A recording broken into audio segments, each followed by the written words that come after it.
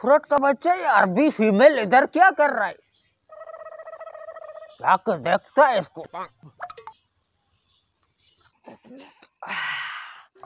वल्लाह कसम इंग्लिश ठरे का तो मजा ही अलग आती। वो ये क्या पी रहा है तू? इंग्लिश खंबा पीती हम। वो देखो, हमको देखने तो दे। ये भी कोई नशा है?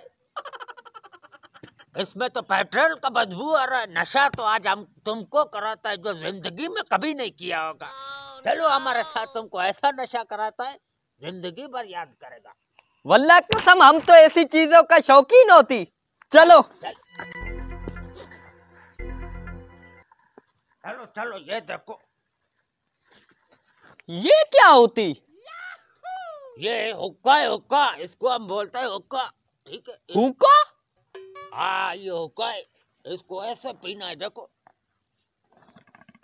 इसके अंदर कोई चीज होती गुड़गुड़ करती? वो गुड़ गुड़ करेगा जब तो मजा आएगा। वो सूट लगा कर तो देख। वल्लाह कसम हम पूरी जिंदगी में ऐसा नशा ना करती। पियो पियो।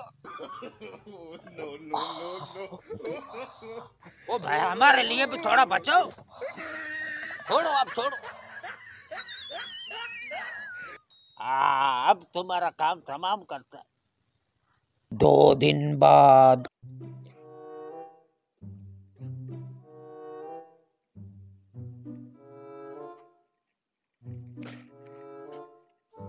वो तो फिर से वही नशा कर रहा है।